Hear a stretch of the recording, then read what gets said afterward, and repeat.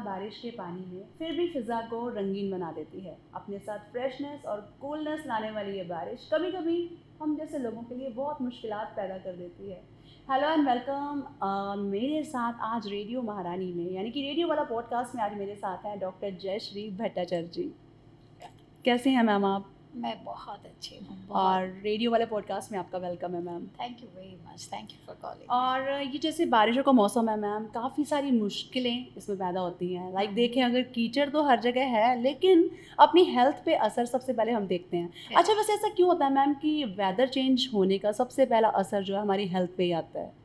Okay, प्रकृति में जो जो अवयव है, जो जो उसके पार्ट्स हैं, जी। वही पार्ट हमारे शरीर में है। ऐसा कैसे हो सकता है कि प्रकृति में चेंजेस होते जाएं और शरीर उसका अफेक्टेड ना हो?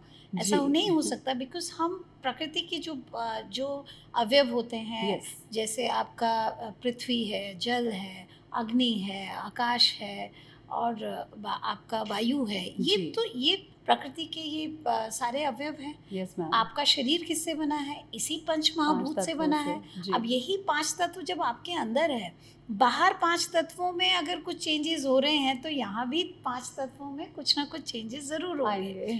अब वो अगर आपका शरीर सम अवस्था में है जी। तो आपको बीमार नहीं करेगा। चेंजेस ज़रूर होंगे, Okay. लेकिन बीमार नहीं करेगा। Okay. लेकिन अगर कुछ ऑलरेडी बढ़ा हुआ है, जी। एग्रीवेटेड है, तो आपको बीमार कर सकता है वो। ओके। तो अपना ध्यान रखना बहुत ज़्यादा ज़रूरी है। बहुत ज़्यादा ज़रूरी ओके। है।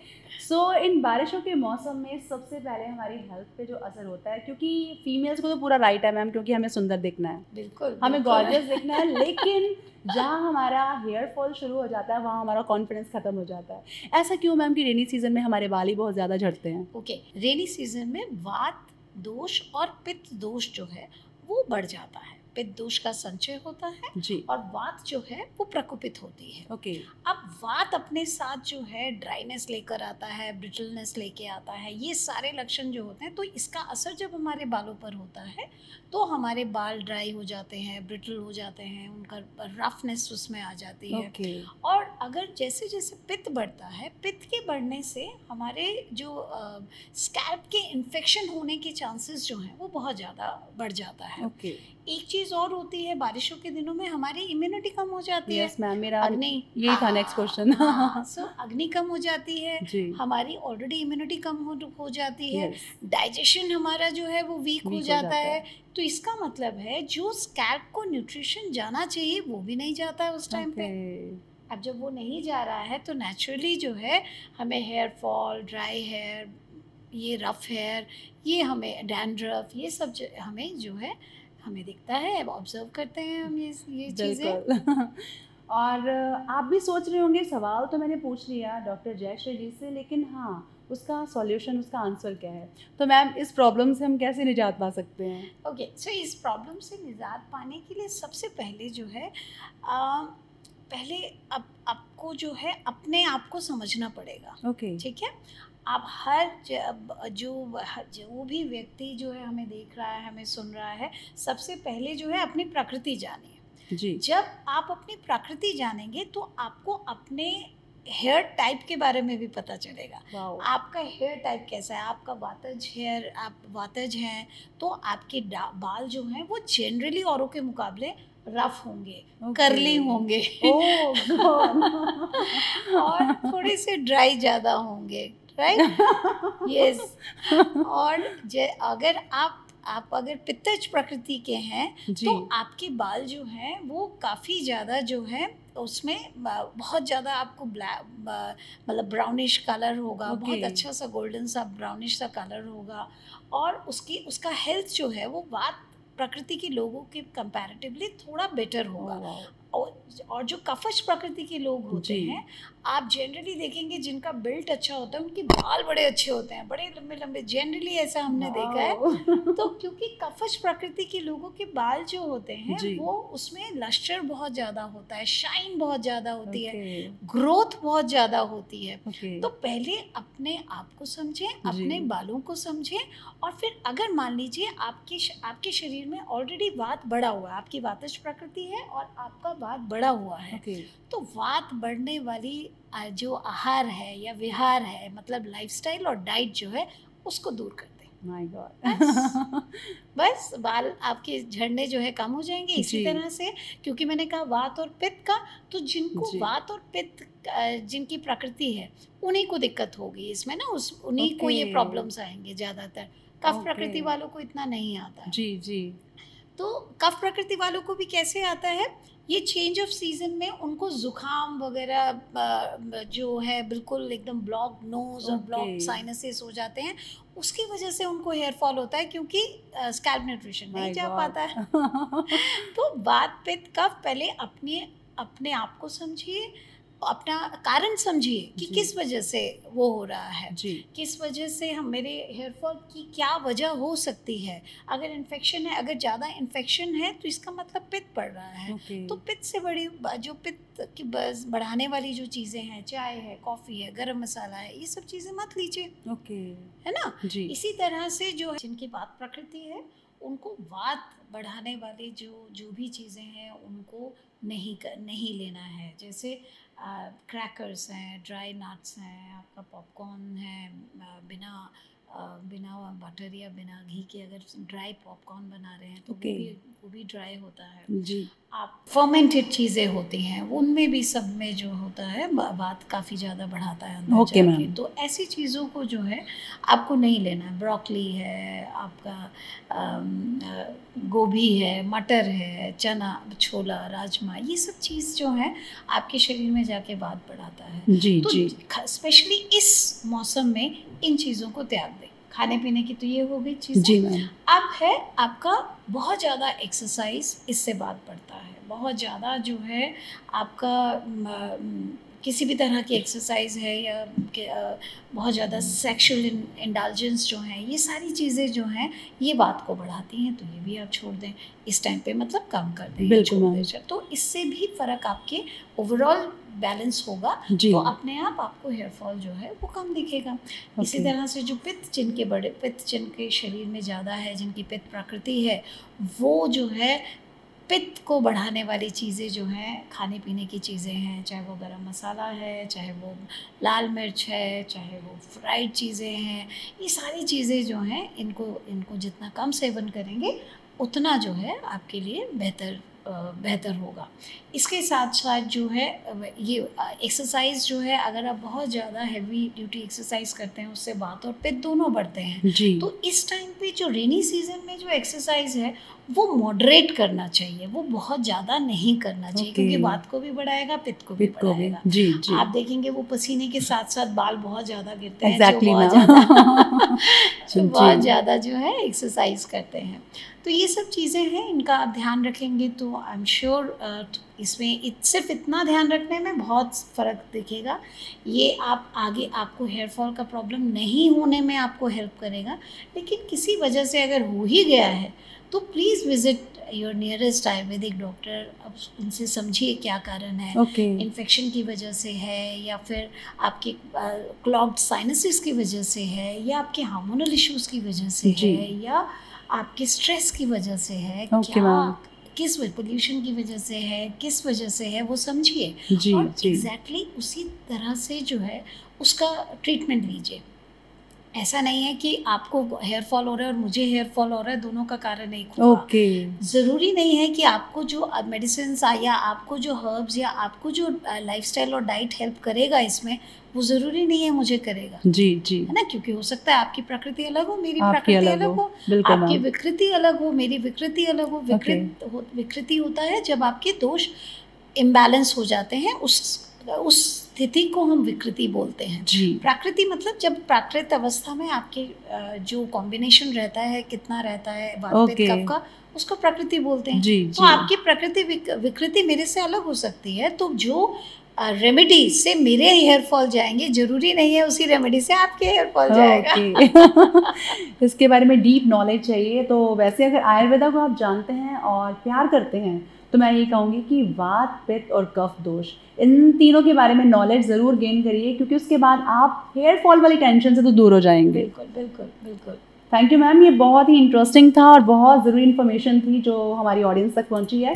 अच्छा मैम, वैसे कितना हेयर फॉल नॉर्मल होता है? लाइक अगर मैं बताऊं, सुबह सुबह जब कंघी करते हैं तो इतना बड़ा बालों का गुच्छा जब हाथ में आता है ना, तो ऐसा लगता है कि मेरा दिल मेरे हाथ में आ गया।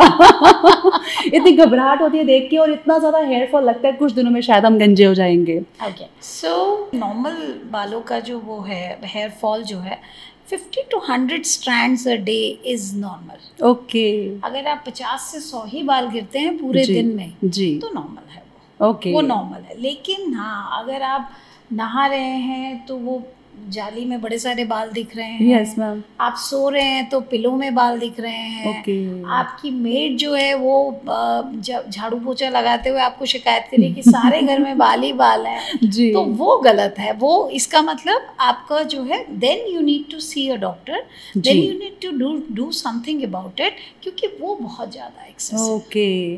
तो जैसे कि आप लोगों का सवाल था कि when to worry about this, तो जैसे कि डॉक्टर जयश्री जी ने बताया कि अगर झाड़ों में भी दिख रहे हैं बहुत ज़्यादा बाल हैं, रात को सोते के टाइम पे, अगर मॉर्निंग आप उठ रहे हैं पिलो पे भी देख रहे हैं, बेडशीट पे देख रहे हैं कि बहुत सारे आपके हेयर जो कि झड़ चुके हैं और चिपक चुके हैं बेडशीट के साथ, तो फिर तो टेंशन वाली बात है। बिल्कुल बिल्कुल। तो डॉक्टर से ज़रूर कंसल्ट करें और सोल्यूशन भी लें इस चीज़ का। But ma'am, according to Ayurveda इसमें हम क्या कर सकते हैं? जैसे कि आपने स्टार्टिंग में बताया कि वात, पित्त एंड कफ दोष, इन्हें हमें बैलेंस करना है। ओके, सो सबसे पहले जब आप देखिए अब बाल 100 से ज़्यादा हैं, जी जी, ठीक है, 100 से ज़्यादा गिर रहे हैं, yes, and you have to go to a doctor. Yes ma'am. ठीक है, सो जब आप डॉक्टर के पास जाते हैं, किसी आयुर्वेदिक डॉक्टर के पास जाते हैं, सबसे पहले जो डॉक्टर है वो आपके हेयर फॉल का रीज़न, जैसे हमने अभी डिस्कस किया, हेयर फॉल का रीज़न फाइंड आउट करता है कि किस वजह से आपके बाल जा रहे हैं। वो आपकी जब कंसल्टेशन लेता है तो उसमें ये पूछता है कि आपके मतलब ऐसे क्वेश्चंस पूछेगा जिससे उनको जो है आपकी प्रकृति के बारे में पता चलेगा। फिर आपकी मौजूदा विकृति क्या है वो आपको पता चलेगी, उनको पता चलेगी कि आपको थायराइड तो नहीं है, आपको रेगुलर जो है वो इन्फेक्शन, मतलब ज़रूरी नहीं है हेयर फॉल, बट आपको रेगुलर कोई भी स्किन की डिजीज़ होने की हिस्ट्री है कि नहीं, वो पूछेगा। आपका स्ट्रेस लेवल कितना है वो पूछेगा, आपका डाइजेशन कैसा है वो पूछेगा। ये सब जब पता चल जाएगा तो उसमें से आपके हेयर फॉल का रूट कॉज पता चलेगा। जब हेयर फॉल का रूट कॉज मिलेगा तो उसी के हिसाब से, जैसे मैंने कहा कि इसका कोई एक रीज़न नहीं है कि हमने कुछ ये एक चीज़ ये कर लिया और ये ठीक हो गया, ऐसा नहीं है। जैसे हमें इसका रूट कॉज पता चलता है, वी वर्क ऑन दैट। अगर हमें ये पता चलता है कि इनको तो हेयर फॉल अभी हो रहा है बट स्किन इन्फेक्शन कभी कभी इनको रहता ही है, कभी कहीं खुजली, कभी कहीं दाने, कभी एक्ने, कभी कुछ इनका रहता ही रहता है, तो फिर उस समय हम सिर्फ पित्त शामक चिकित्सा करते हैं, सिर्फ पित्त शामक और रक्त शोधक चिकित्सा करते हैं और स्कैल्प न्यूट्रिशन की चिकित्सा करते हैं, और उसी से पेशेंट का हेयर फॉल कम हो जाता है। Very nice. इसी तरह से अगर मान लीजिए आपके शरीर में ऑलरेडी वात ज़्यादा है, आपके नेल्स ब्रिटल हैं, आपकी हड्डियाँ जो हैं वो चटकती हैं, तो हम सिर्फ वात शामक चिकित्सा करते हैं और स्कैल्प न्यूट्रिशन चिकित्सा करते हैं, उससे ठीक हो जाता है। सो इसी तरह से जो है रूट कॉज पे काम करेंगे तो हम जो है इसको रोक पाएंगे, क्योंकि ये अंदर ही सिस्टमिक चेंजेस हो रहे हैं, तभी ये बाल गिर रहे हैं। बिल्कुल मैम, है ना। तो जब बाल गिरना रुकेंगे भी तब जब हम सिस्टमिक जो है, जो भी कहीं आपका डाइजेशन ठीक नहीं है, डाइजेशन ठीक कीजिए, पित्त बढ़ा हुआ है पित्त को कम कीजिए, वात बढ़ा हुआ है वात को कम कीजिए, आपको साइनस क्लॉग्ड है तो वो चिकित्सा कीजिए। हेयर फॉल के ट्रीटमेंट में हम लोग नस्यम ट्रीटमेंट भी देते हैं। नस्यम मतलब आपकी ये यहाँ शिरोविरेचन कहा जाता है, यहाँ से लेकर यहाँ तक जितने भी जो भी ब्लॉकेज है उसको रिमूव किया जाता है, हेयर फॉल बंद हो जाता है। वाओ। तो बहुत सारी चिकित्सा है अलग अलग कारण के बेसिस पे जी। और हेयर फॉल एक ऐसा प्रॉब्लम है आयुर्वेद बहुत अच्छे से ट्रीट कर सकता है। So please keep that in mind, if you have this issue please go to a doctor.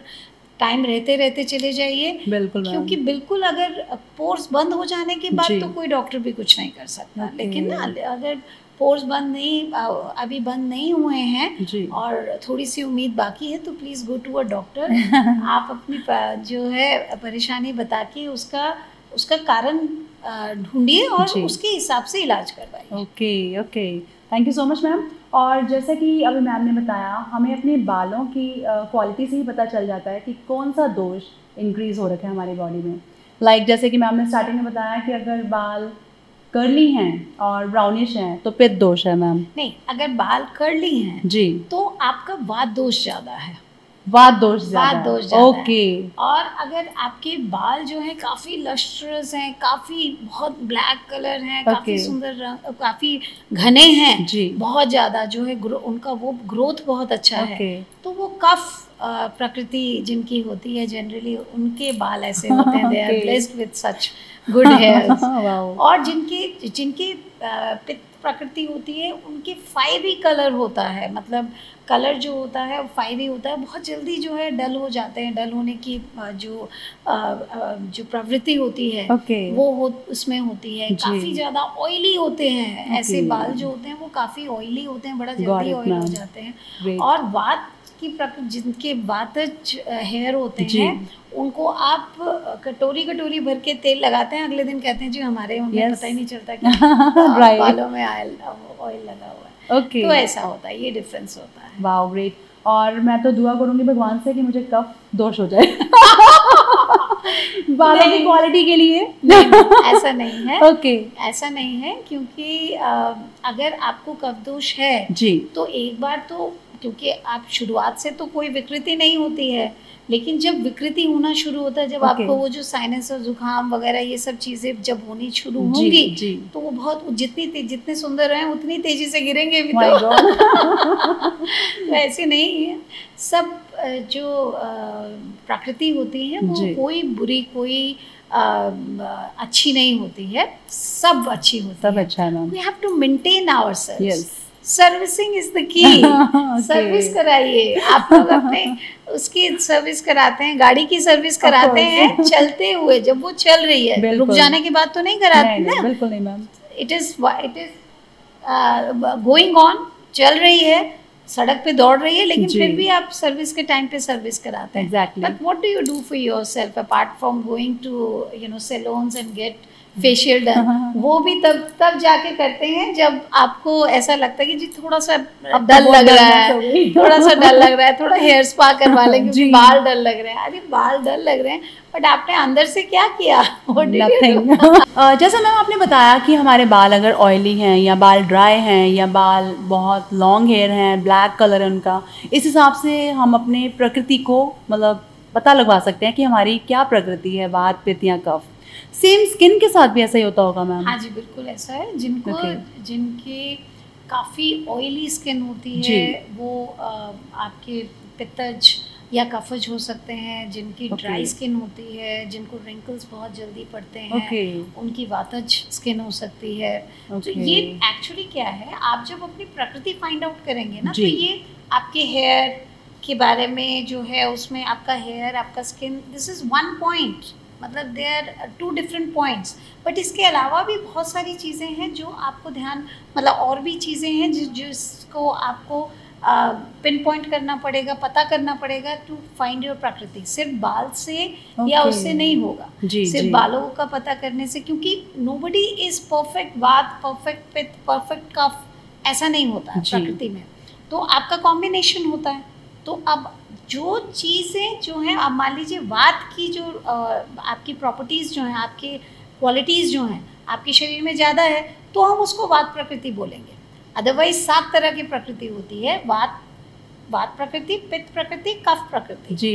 वात पित्त, वात कफ, वात पित्त और वात पित्त कफज। तो Okay. ये जो सबसे अच्छी प्रकृति होती है वो वात पित्त कफज बोला जाता है, क्योंकि ये जो होती है जनरली बैलेंस्ड होती है। Wow. क्योंकि इसमें तीनों जो है वो बिल्कुल बैलेंस्ड रहता है। Great. बड़ा मुश्किल से मिलता है, ऐसा मिलना जी। मुश्किल होता है। ओह। तो जनरली जो है बाकी जो मिलते हैं, लेकिन जो ये होते हैं, क्योंकि सिर्फ वात, सिर्फ पित्त, सिर्फ कफ जिनकी प्रकृति होती है ना, वो वातज रोग, जब वात प्रकृति है तो उनको वातज रोग होने के ज़्यादा चांसेस हैं। पित्त प्रकृति है तो पित्त रोग होने के ज़्यादा चांसेस हैं। कफ रोग है तो कफ होने के ज़्यादा चांसेस हैं। लेकिन अगर वात पित्त कफज है तो तीनों बैलेंस है। वाओ। सो इसलिए जो है ये सबसे अच्छी वो होता है। But all prakriti are good, we just जी। need to service ourselves, जी। we just need to manage, उनको पता करके कि क्या बढ़ा हुआ है, उसको कैसे मैनेज करना है, बस हमको यही चीज़ जो है वो ध्यान रखनी है। ओके ओके मैम, कुछ मेरे ऑडियंस, मेरे फ्रेंड्स के क्वेश्चन हैं, लाइक वो कहते हैं कि हेयर फॉल होना क्या किसी बीमारी होने का संकेत है? हाँ जी, बिल्कुल बिल्कुल है। ओके। और ये जो है इस चीज़ को बहुत अच्छे से समझना ज़रूरी है जी। खासकर फीमेल्स में। थायराइड है, पीसीओडी है, तो उसका एक जो लक्षण है, इस बीमारी का एक लक्षण जो है वो हेयर फॉल है। जी। सो आप हार्मोनल इम्बैलेंस अपने अंदर जैसे आपकी बॉडी में होते हैं इसकी वजह से, तो उससे जो है टेस्टोस्टेरोन वगैरह बढ़ता है शरीर में, तो उससे जो है आपका हेयर फॉल जो है वो ज़्यादा होता है। ओके। और हेयर फॉल और हेयर लॉस ये दोनों एक ही चीज़ है मैम या अलग हैं? एक ही चीज़ है। एक ही चीज़ है दोनों। There are different types of hair loss. कुछ जो होते हैं वो आपका जो इसको मेल पैटर्न बॉल्डनेस बोलते हैं, जैसे जो ये पित्तज प्रकृति में ज़्यादा देखा जाता है, और ये आपके जेनेटिक्स भी आता है, मतलब आपके अगर पेरेंट्स है, फादर को है खासकर, तो ये मेल पैटर्न बॉल्डनेस जो ज़्यादातर मेल्स को देखते हैं कि एक आपके यहाँ से आगे से जो है कम हो रहे हैं या साइड से यहाँ से कम हो रहे हैं बाल, तो वो पित्त प्रकृति की वजह से होता है। Okay ma'am. हेयर फॉल का एक और वो होता है जिसको हम एलोपेशिया बोलते हैं, जिसमें स्पॉट पड़ जाते हैं। जी। बॉल्ड स्पॉट, बीच बीच में स्पॉट पड़ जाते हैं मैम, बिल्कुल। तो इस तरह से अलग अलग वो हैं। फिर आपके जो है स्कैल्प सोरियासिस होता है, जैसे आपने पूछा कि बीमारी किस बीमारी है। जी, हाँ, बिल्कुल एलोपेशिया है, स्कैल्प सोरियासिस है, तो इनकी वजह से जो है आपको वो होता है। और सबसे बड़ी बीमारी है स्ट्रेस की वजह से सबसे ज़्यादा हेयर फॉल होता है। पोल्यूशन, इसकी वजह से सबसे ज़्यादा होता है। आपको लॉन्ग स्टैंडिंग साइनसाइटिस है तो आपको हेयर फॉल होगा, हेयर ग्रेइंग होगा। जी। सो ये कारण है, ये डिजीजेज हैं जिसकी वजह से हो सकता है, और भी हैं बट ये मेन है। ओके। तो जैसे कि मैम ने बताया स्ट्रेस एंड पॉल्यूशन जो कि मेन रूट्स हैं, अगर हमें हेयर फॉल हो रहा है, कोई ना कोई प्रॉब्लम हो रही है, इसके साथ साथ मैम अगर देखा जाए तो हमारी डाइट, इस पे हमें फोकस करना चाहिए। तो हमें क्या अच्छा ऐसा खाना चाहिए हमारी पूरी हेल्थ, हमारे बाल, हमारी स्किन सब कुछ अच्छी रहे? जी। सुख, सबसे पहले आप एक बहुत इम्पोर्टेंट बात समझिए, आयुर्वेद में आपके बालों को और नाखूनों को अस्थि धातु का उपधातु या मल माना जाता है। अस्थि धातु मतलब your bone tissues. Okay, right जी। सो आप अगर आपकी अस्थि धातु अच्छी है तो आपके नेल्स और आपके बाल जो हैं वो बहुत अच्छे होंगे, बहुत बढ़िया होंगे जी। अब आपने देखा होगा किसी के नेल्स बहुत खूबसूरत, बहुत सुंदर नेल्स होते हैं, और किसी के सुंदर नेल्स होते हैं पर बड़ी जल्दी टूट जाते हैं। एग्जैक्टली हैं। सो ये जो है ना, ये इसका मतलब आपकी अस्थि धातु जो है, bone tissue is not very good. Okay. तो आपको बोन टिश्यू को वो करने के लिए, स्ट्रेंथन करने के लिए आपको वो लेना चाहिए, जैसे vitamin D. It is very important, क्योंकि उसके बिना जो है आपका कैल्शियम एब्जॉर्प्शन शरीर में नहीं होता है। आप धूप में ज़रूर बैठें जी। चढ़ती हुई और उतरती हुई जो धूप है उसमें 10-15 मिनट जो है ज़रूर बैठें। और मैक्सिमम एक्सपोजर जितना आपका, जैसे हाथों का है, आपके गर्दन का है, जितना एक्सपोजर आप कर सकते हैं आप वो स्किन एक्सपोजर करें, क्योंकि आपके कपड़ों को विटामिन डी बनाना नहीं आता। Yes ma'am. राइट, आपकी स्किन को आता है। यस ना, तो जितना ज़्यादा एक्सपोजर होता है स्किन का, उतना ज़्यादा जो है विटामिन डी आपको मिलता है जी। अब विटामिन डी तो मिल गया, आपको कैल्शियम चाहिए, क्योंकि कैल्शियम जो है it is also one mineral जिससे आपका जो अस्थि धातु है वो बेहतर होगा जी। राइट, प्लस ऐसी चीज़ें जो वात को बढ़ाती हैं वो नहीं खाएंगे। ओके, ठीक है। फिर आपके खाने पीने में, डाइट में कुछ ऐसी चीज़ें जैसे तिल, मखाने जी जी, ये इस तरह की जो चीज़ें हैं जी, वो आपको जो है आपके अस्थि धातु को जो है मजबूत बनाती हैं।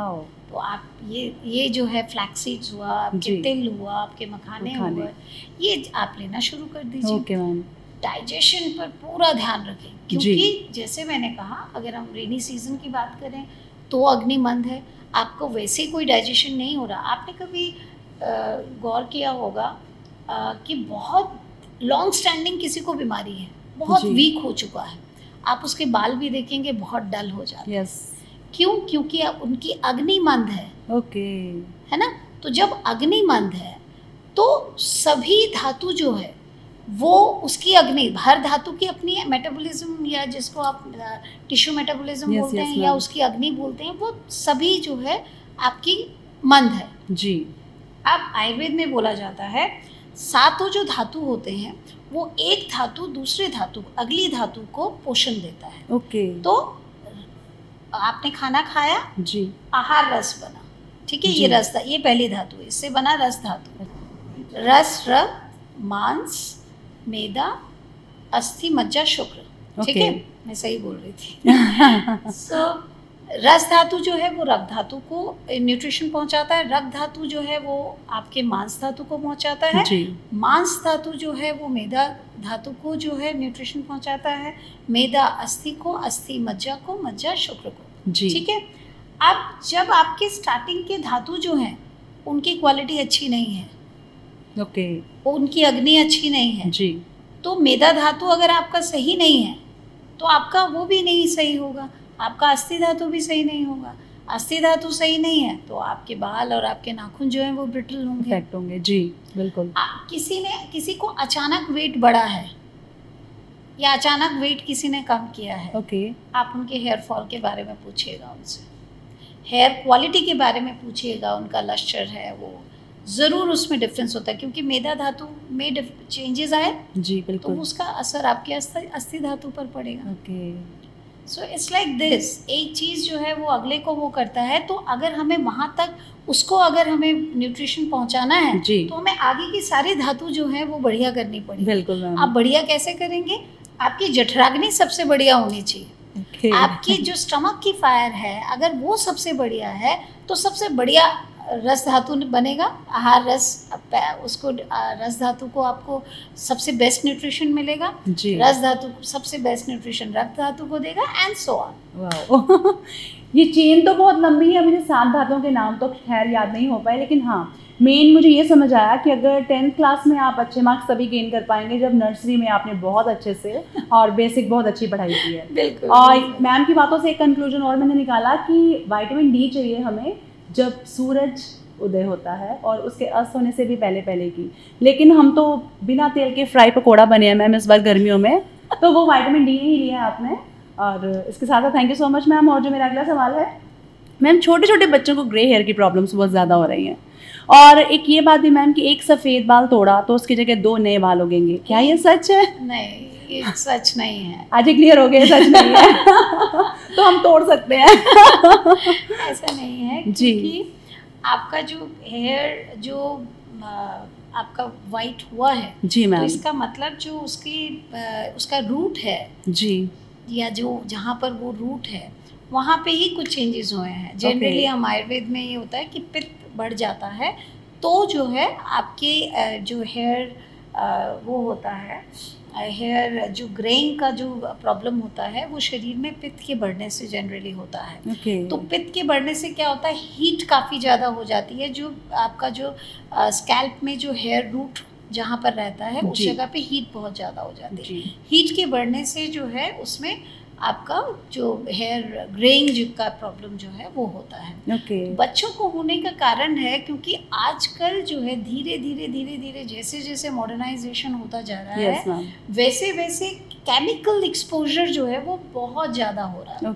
केमिकल एक्सपोजर चाहे आप पोल्यूशन की वजह से, चाहे हम जो खाना खा रहे हैं उसमें भी इतने केमिकल्स हैं। तो इसी की वजह से जो है आपका वो हो रहा है। प्लस हमारा जो हेयर हाइजीन है, जी, जिस हिसाब से हेयर हाइजीन, स्कैल्प जो रिचुअल है वो तो सब खत्म हो गए। वो सब खत्म हो गए। पहले जैसे हेयर को न्यूट्रिशन देने के लिए जो है स्कैल्प को न्यूट्रिशन देने के लिए जी तेल लगा के रखो और ये सब करो, है ना, और स्पेशली तेल बनाना उसमें बड़ा टाइम लगा वो किया जाता था। नेचुरल चीज़ों से बाल धो, बहुत सारी चीज़ें थी, वो रिचुअल्स तो सभी खत्म हो गए ना। हो गए, तो फिर धीरे धीरे उसका असर हमें बचपन से ही दिखेगा। ओके। तो यही सवाल था मैम मेरा, जैसे कि हम लोग अब क्या करते हैं, बालों पे तेल नहीं लगाते, ऑयलिंग नहीं करते। अदरवाइज़ पहले तो मदर्स क्या करती थी कि 1 हफ्ता पहले से सिर पे बाल लगा देना और संडे हेयर वॉश करने। बट अब तो मैम टाइम ड्यूरेशन बहुत कम हो गया ऑयलिंग का कि 1 घंटा सिर पे तेल रखना है, उसके बाद हेयर वॉश कर देना है। सबसे पहले तो हमारे साथ ऐसा नहीं होता था जी। ऐसा बोला जाता है कि सभी ये कहते हैं कि बंगाल के जो लोग होते हैं उनके बाल बड़े अच्छे होते हैं। तो मुझे ओवरऑल नहीं, मैं बताऊँ उसके बारे में नहीं बात करूँगी, but what my mother used to do, I will tell you. Okay. हम लोगों को जो तेल लगाया जाता था वो साफ बालों में, साफ स्कैल्प में लगाया जाता था। धोने के लिए, बाल धोने के लिए जो है तेल नहीं लगाया जाता था, बिकॉज इट इज न्यूट्रिशन। आप बाल जब आप स्कैल्प धोना चाह रहे हो तो आप गंदा सर जो है वो धोने जा रहे हो, वॉश करना जा रहे हो उसको साफ करने के लिए। और उससे पहले आप 1 घंटा 2 घंटा पहले उसको आप वो गंदगी अंदर घुसेड़ रहे हो, तो ये तो गलत है ना। This doesn't make sense. Yes. So हम लोग जो, हमारी मदर जो क्या करते थे, एक तो बहुत ज़्यादा तब वॉल्यूम हुआ करता था बालों का, तो नहाने के बाद जैसे बाल थोड़े सूख जाते थे तो ऑयलिंग तब करते थे, और बहुत अच्छे से एकदम बाल ऐसे ऑयल लूते थे कि हम लोग परेशान हो जाते थे, एकदम चप चप चप चप बाल वो करते थे और छोटी बनाकर रख देते थे। जी बिल्कुल मैम। तो हमने ऐसे ही देखा है जब हम छोटे थे। Of course ma'am, same here. So ये जो है कि ये रिचुअल कि 1 घंटे पहले धोना या 2 घंटे पहले तेल लगाना या 1 घंटे पहले तेल लगाना, मैं तो इंडोर्स नहीं करती हूँ, क्योंकि फॉर द ऑब्वियस रीज़न मेरे हिसाब से अगर जिस दिन मान लीजिए आपकी कल छुट्टी है, जी मैम, तो आज और आपको सूट करता है तो आज रात को नहा लीजिए और खूब अच्छे से जो है तेल लगाइए अपने बालों पे, स्कैल्प पे खूब अच्छे से जी, और उसके बाद उसको रहने दीजिए, अगला दिन भी रहने दीजिए, और उसके बाद जो है उसको वॉश कीजिए दोबारा ऑफिस जाने से पहले। मेरे ख्याल से आपको जो है जो स्कैल्प न्यूट्रिशन आपको चाहिए वो जो 1 घंटे पहले वाला और 2 घंटे पहले वाला, उससे कहीं ज़्यादा न्यूट्रिशन जो है वो आपको इस तरह से करेंगे तो मिलेगा। ओके।